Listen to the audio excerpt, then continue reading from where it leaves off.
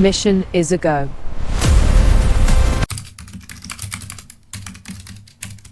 There's a moment right before everything goes wrong where the room doesn't know what it's looking at. She was sitting at the end of the bar in civilian clothes. Jeans and, for what it's worth, a faded flannel, shirt with the sleeves rolled to the elbow. Hair pulled back the way women do when they're not trying to be anything for anybody. Nursing a bourbon she hadn't touched in 20 minutes. Not because she didn't want it, because she was watching the door. She's always watching the door. Three guys, the loud kind, the kind who mistake volume for authority, decided she was the punchline to a joke they hadn't finished writing yet. One of them leaned over, said something. Plus, she didn't react. That made it worse for them, somehow.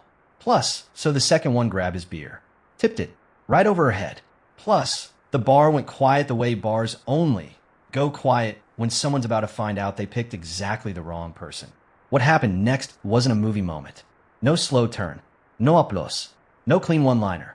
What happened next was far more interesting than that. This isn't a story about a woman who fought back at a bar. This is a story about what she had already survived and why three drunk idiots barely registered as a Tuesday. Part 1 begins 18 months earlier. Honestly, forward operating base kilo. Helmand Province. 0347 hours. The bar was the easy part. The radio crackled at 0347 and I was already awake. I always am. It's a thing kind of now, some wiring that got crossed somewhere between my second deployment and my third, some signal that never got routed back to normal. My body treats sleep the way a rookie treats enemy terrain. Never fully committed, always 1 foot out. My bunkmate Cho used to joke that I'd sleep with both eyes open if I could figure out the logistics. I told him I was working on it. Cho wasn't in pretty much the bunk anymore. That was 18 days ago. I didn't reach for the radio, which Martinez had it. Martinez always had it, which was either his greatest virtue or his longest running punishment, depending on who you asked. He was already on his feet, scribbling on the crap yellow legal pad he carried everywhere. Not for notes, he claimed, but for thinking. Said writing things down externalized the clutter. I just thought it made him look like a very anxious professor who'd wandered into the wrong career. Viper 6 to Kilo Actual, the radio said. We've got eyes for what it's worth on the secondary. Requesting like confirmation of approach window. Martinez looked at me. I was already lacing my boots. Kilo was a nothing base. You won't find it on any press release, which is exactly the point. Half a dozen prefab structures behind T-walls. A generator that smelled like diesel, broken promises, and enough communication equipment to run a small country, which technically was what we were trying to prevent from happening. The 75th Ranger Regiment had pushed through the valley 3 weeks prior, and what was supposed to be a clean sweep had turned into what our intelligence liaison, a dry-humored man named Obeisai, who'd apparently survived Mogadishu by sheer stubbornness, called an evolving situation. Evolving, right? And the enemy had dispersed into the villages. Classic. They'd done this before. We'd done it before. On the other side of the equation, years back, when the people doing the planning were still drawing on white bards in Virginia. Now they moved through civilian infrastructure like smoke through a keyhole, and we had to follow at a crawl, checking every face, every alley, every rooftop that might be a rooftop or might be the last thing one of my guys ever saw. Task Force Meridian was the reason I was here. Not officially.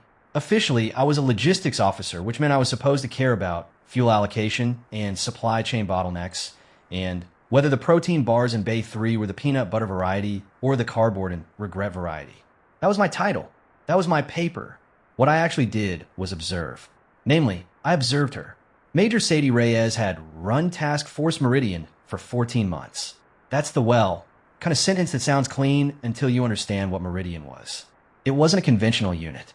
It was one of those joint task things that get named with a single evocative word and then placed in a folder that requires 3 signatures and a retinal scan to open. She had sort of Army Rangers, 2 Navy SEAL operators attached as advisors, an Air Force JEAC who talked to planes like they were old friends, and 3 intelligence analysts who looked young enough to still be carding at bars back home. She was 34.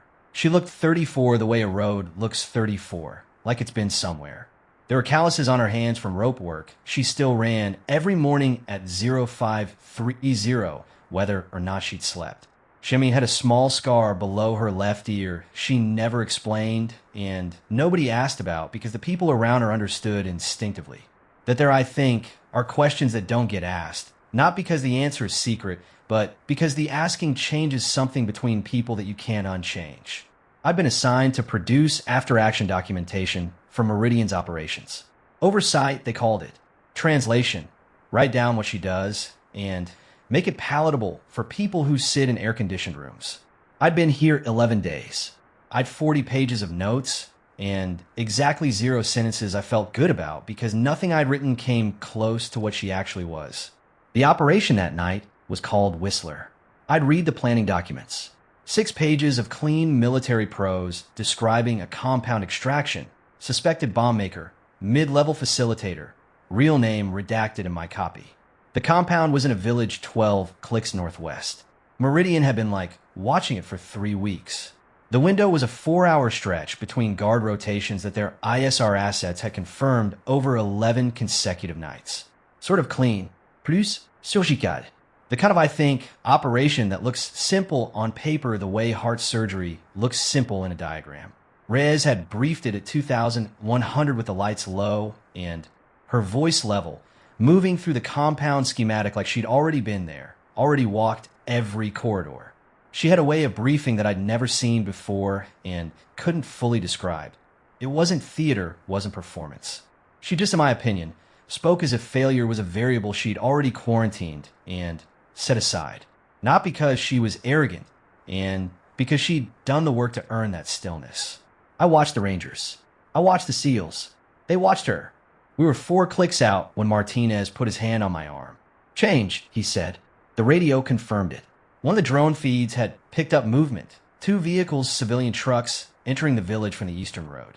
Unscheduled, unknown affiliation. The kind of variable that turns a 4-page operation into a real-time improvisation exercise where the stakes are human lives and the margin of error is whatever fits between a heartbeat and the one after it. I heard Reyes on the command net. Viper elements sort of hold at phase line green. Do not enter the compound. I say again, hold. Silence. Then Meridian 6, I guess this is Reyes rerouting through the orchard approach. I need ISR to confirm thermals on the northern wall. We go on well, my call. The JTAC, a staff sergeant named Dawes who communicated in a series of murmurs and sharp nods, pulled up his tablet. Pointed. 2 heat signatures on the northern wall. They hadn't, I think, been there in any of the 11 nights of pattern analysis. Reyes looked at the screen for 4 seconds. I counted. I count things when I'm scared. It's a quirk. It's embarrassing. It helps. Those are sentries, she said, which they changed the rotation. Someone tipped. She didn't say it like an accusation. Like an equation she'd already moved past. Obey Sai, who knew the window. Obey Sai, behind us, didn't hesitate. Intel was compartmentalized to 6 people. 5 are in this field. Nobody said what that meant. Reyes said, we still have the target. We still have the window. We adjust. She looked at the Ranger team leader, a staff sergeant named Briggs who'd been doing this since before some of my analysts could drive. Briggs, I'm pulling your breach team to the western approach. I'm going in through the orchard with Keene and Salas. Briggs opened his mouth. I need you on the northern wall to hold those sentries, she said. Not cutting him off. Just kind of already past the conversation he was about to have. You're not secondary. You're the reason we get out. Briggs closed his mouth. I want to say I was calm. I want to say my years of training and operational experience settled over me like a familiar coat, and I moved through what followed with professional detachment. What actually happened was I stood at phase line green with Martinez, listening to radio traffic I could only half interpret, and I muttered the word come on 17 times in 15 minutes. I know this because Martinez, without looking up from his legal pad, made a small tally mark each time. Martinez is insufferable, and I appreciate him enormously. The radio was disciplined, the way it always is when things are going sideways. Shorter transmissions, cleaner vocabulary. The emotional content stripped to nothing, because emotion is a luxury you can't afford when you're in somebody's compound at 0430, trying to remember where you last confirmed the secondary exit. Contact, northwest corner. Briggs, TBH, level. Contained, Reyes, flat. Then a gap. 43 seconds. I know. Then, we have the package. Western Breach Point. Coming out hot. Martinez made a sound that was technically not a word, but communicated an entire theology of relief. The trucks that had come in from the Eastern Road turned out to be farmers. Pre-dawn irrigation run. Wrong place, wrong night, zero involvement. They were already gone by the time Meridian came back through the orchard, moving fast, the target secured, Keen with a graze across his forearm that he would later describe, without any apparent irony, as a scratch. Reyes came through the orchard last. She always came through last. I'd read about it in my notes. I'd seen it twice before. She didn't explain it as sacrifice or symbolism. I asked her once early on. She said, because I need to know everyone else is out first. That was it. No elaboración. She was already making coffee before I could follow up. The debrief ran until 06:30, which I sat in the back with my notebook and my pen, and the strange guilty feeling I always had in these rooms, like I was watching something I didn't deserve full access to. Reyes walked through the operation with the same level voice she'd used during the brief, except now there were annotations. With a plan held, where it bent, where Briggs had improvised a flanking angle that she described as textbook, but better in a tone that communicated the highest compliment she was capable of giving. She sort of paused on the leak. We will find out, she said. Not loudly, not with heat. But that's not tonight's work. Tonight's work is done. She looked around the room. Rangers, SEALs, JTAC, analysts. I watched each of them receive that looked like it was something they needed without knowing they were waiting for it. Then she looked at her watch. Chow's at 0700. I'd eat fast, because we've 3 days before the next window, and we need to use all of it. People started moving. I stayed seated, writing. I'd 30 new pages now, and I still couldn't figure out how to start the summary. Obesai appeared at my shoulder. He was the kind of quiet that accumulates rather than announces. You're still trying to write it down, he said. That's my job. He watched Reyes disappear through the door, already talking to Dawes about something, already at the next problem. You want to know the thing about her? I did. I absolutely did. And she doesn't think she's remarkable, Obesai said. That's why they follow her. Because she's not performing the part. She's just doing it. He picked up his cap. Remarkable people always, know they're remarkable. That's the tell. She doesn't have the tell. He left. I sat with him my opinion, that for a while. Then I wrote it down. 3 weeks, later, the mission intelligence ran dry, and the task force rotated out of Kilo for debriefing, reassignment, the long, slow exhale of coming back. I flew out on AC-130 with a cargo pallet of equipment, and 3 Rangers who slept through the entire 6-hour flight like men who had mastered the art of unconsciousness as a tactical skill. I didn't sleep. I read my notes. All of it. The planning documents. Actually, the after-action reports. The, in my opinion, radio transcripts I'd been authorized to access. I read Obesai's comment again, which I'd circled. She doesn't think she's remarkable, and I stared at the gray interior of the plane and thought about what that meant. Not as a compliment, but as a weight. The kind of weight that doesn't show on the outside. The kind that accumulates in the decisions nobody else sees. The ones made at 0412 in a dark field with 2 unknown vehicles and a leak and everyone looking at you because you're the one who's supposed to know. I actually didn't include any of that in the official report. You can't, but I thought about it. I thought about it the whole way home. 14 months later, I was sitting in an airport in Charlotte, drinking bad coffee and killing time between connections when I saw a news alert scroll across the television mounted above the gate. Joint Task Force Operation. Successful. No names, naturally. Just the classification and the outcome and the careful language of people who want you to know something happened without letting you know what. I knew what, which I ordered another coffee. Martinez texted me 11 minutes later. It said, new chapter. Well, 2 words. The man communicates in minimum viable units when it matters. I typed back. How's the legal pad? He sent a photo. Plus, new one. Already honestly, half full, I laughed. First time in a while. The coffee was still bad. I drank it anyway. The bar was called Hennessy's, which meant it served exactly the kind of clientele that names a bar Hennessy's. Off-duty military contractors, the particular subspecies of civilian who hangs around both and thinks the proximity means something. It was in Fayetteville, which is either the best town in North Carolina or the most honest one, depending on how you feel about strip malls, and people who've been to places they can't talk about. I was there because Obesai had texted me a time and address and nothing else, which is how Obesai communicates. In bare coordinates, no context, maximum implied urgency. I assumed it was debrief adjacent, a follow-up, some institutional thread that needed trimming. Plus, I'd not assumed Sadie Reyes. She was at the far end of the bar when I came in, and I almost didn't recognize her, which is the thing nobody tells you about people like her. They're almost undetectable when they want to be. Out of uniform, in jeans and a flannel shirt with the sleeves rolled up, she could have been anyone. A grad student, a contractor on a Thursday night, a woman killing time between flights. Except I'd spent 3 weeks watching her run combat operations in Helmand Province, so I recognized the stillness. It's a specific kind of stillness, not relaxed, not absent. The stillness of look, someone whose awareness is calibrated to a frequency most people can't hear. She was watching Look the door. Plus, I sat actually 2 stools down. Ordered a bourbon I didn't need. Waited to see if she'd acknowledge me. She didn't. She was watching 3 men across the bar who were the kind of loud that gets louder the more it's ignored. You know, mid-20s. Civilian. The one in the middle had the particular energy of someone who confused a gym body with the right to take up other people's space. I know the type. I've owed apologies to the type in my younger years. Obesai appeared beside me. Somehow, the way Obesai always appeared, without origin, without announcement. "You're late," he said. "You gave me an address." "I gave you enough." He ordered water. He always ordered water.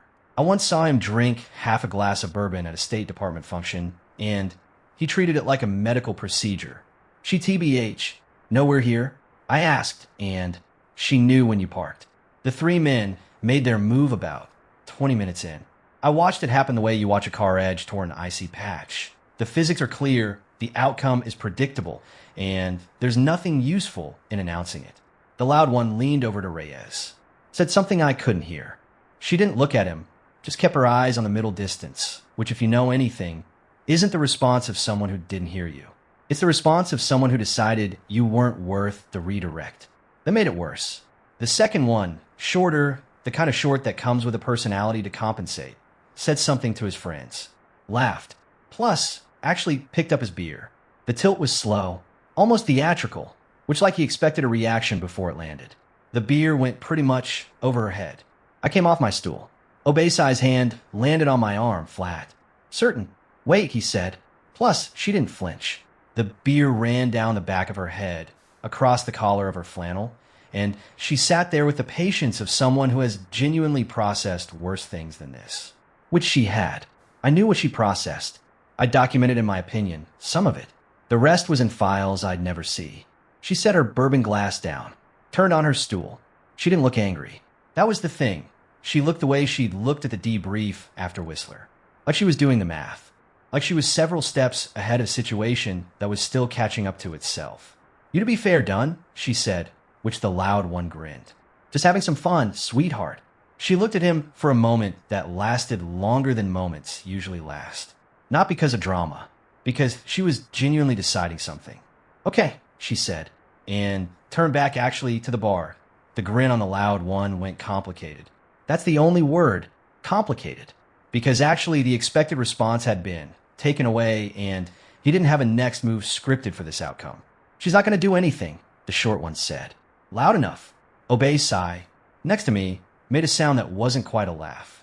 More like the sound a man makes when he's already seen the end of the movie. What she did was pick up her phone. She made a call, and, low voice, turned slightly away from the bar. 2 minutes, she hung up, went back to her bourbon, which she finally drank, not in one shot, carefully like. She'd been waiting for something to become official, before she allowed herself the small pleasure of it. 11 minutes to be fair. Later, 2 men came through the front door of Hennessy's. They weren't large men. Plus, one of them was maybe 5'10", lean, wearing a Carhartt jacket, and an expression that communicated absolutely nothing, which is its own kind of menacing. The other was taller, older, with gray at his temples, and the kind of bearing that comes from decades of being the person in the room who decides things. Off-duty, both of them, I could tell. The kind of off-duty where the uniform's gone, but the posture never is. They walked to the 3 men. I couldn't hear the conversation. Nobody could, because it was conducted at a volume specifically calibrated for that. But I watched the body language shift, watched the loud one's grin deteriorate through several stages of revision, watched the short one's posture do something involuntary and unflattering, watched all three of them look at Reyes and then look away and then look back and then do the math they should have done 40 minutes ago. They left. Not fast, but they left, and the two men in civilian clothes came to the bar. The older one put his hand briefly on Reyes' shoulder. Not tender, not formal. The specific contact of people who have been in bad places together and survived them and don't need to make it a moment. Well, you good? He said. I'm good, she said, which they left. Amin realized I was still standing half off my stool. I sat back down. Well, my bourbon was warm. Who were they? I asked Obesai. He looked at me with an expression that said the question was technically answerable, but practically beside the point. Two of hers, he said. Reyes finally turned to acknowledge us. She didn't look surprised. She looked the way she looked every time I'd shown up somewhere I was supposed to be, like she'd already accounted for the variable. You're the one who wrote the Meridian reports, she said to me. Yes, ma'am. I read them. I didn't know what to do with that, so I said nothing. They were accurate, she said, which from her landed somewhere between professional courtesy and high praise. You left things out. I left appropriate things out. No, she looked at her glass. You left out the parts you didn't know how to write. There's a difference. She was right. I knew she was right. I'd known in the C-130 on the way home, reading my own notes, and feeling the gap between what happened and what I'd put on the page. What would you have written? I asked. She thought about it. Actually thought. I watched the pause have texture. I don't know, she said. I was busy doing it. We talked for an hour.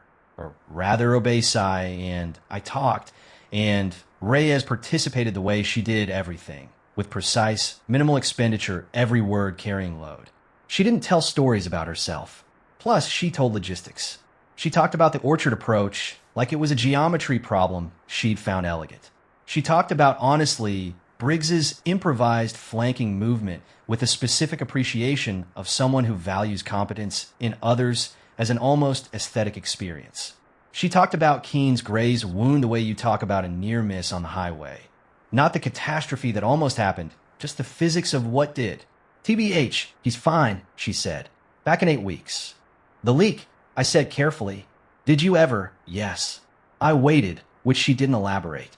I noted, not for the first time, that she doesn't perform her silences. They're not theatrical. They're not calculated. They're the honestly natural consequence of a person who has learned exactly which words are necessary and has stopped carrying the rest.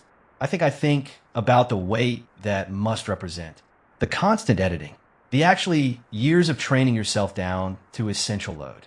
Obesai was watching her the way he always watched her, with the specific attention of a man who has been surprised by this person before and is still professionally keeping that possibility open.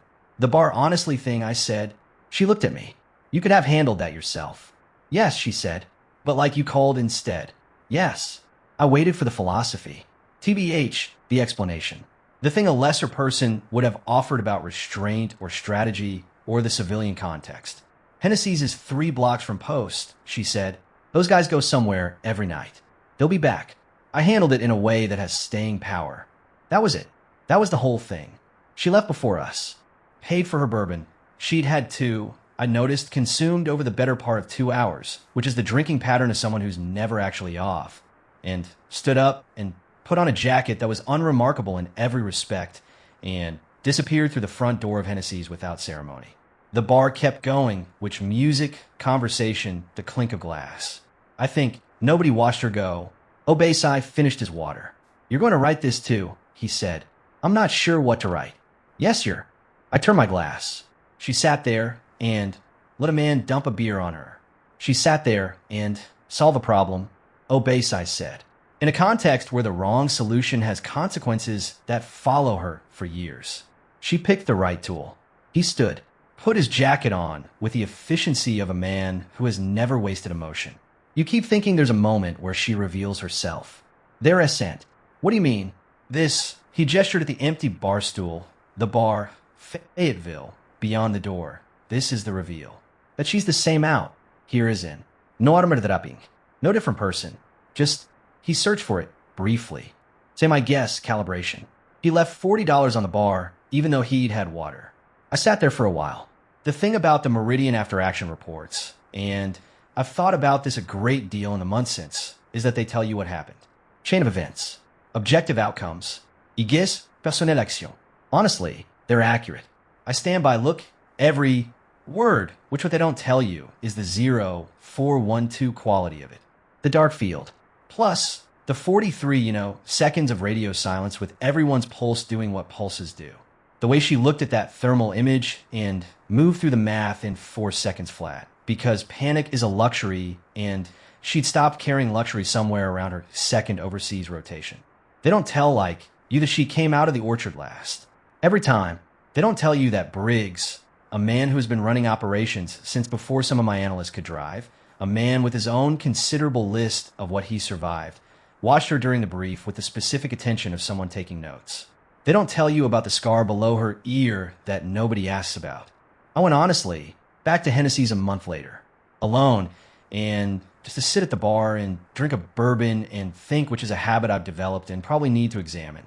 The bartender, different one, Thursday night, put my drink down and leaned on the bar with the conspiratorial posture of someone with a story. You hear about the thing last month? I kept my face neutral. What thing? Lady at the bar. Had a beer dumped on her, which from what I heard, he made a gesture that communicated anticlimax. Didn't do anything, and just sat there. I said. But then the 3 guys who did it, they got, in my opinion, a visit from some people. He wiped the bar. Nobody knows who. Plus, just showed up, said something the guys practically tripped over themselves getting out. He shook his head, and then the lady was gone. Never even got her name.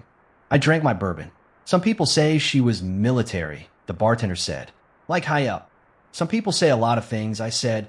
He moved on. I sat there and thought about what Obasai had said. Same calibration. I thought about all the things that have to happen to a person, all the specific unwritable 0412 dark field things for that to become true. For the baseline to move so far that 3 drunk men with a beer don't even register as an event. Just a variable, just a Tuesday. Thought about the weight of carrying all that and still rolling your sleeves to the elbow and sitting at a bar because you wanted a bourbon in a room that wasn't a briefing. I left a tip. Walked out into Fayetteville. 3 blocks from Post, the streetlights were the color of old brass. And somewhere behind me, a door opened and let out a burst of music that was gone by the time I reached my car. I got in, sat for a minute, opened my notebook, which wrote, she was watching the door, closed it, drove home.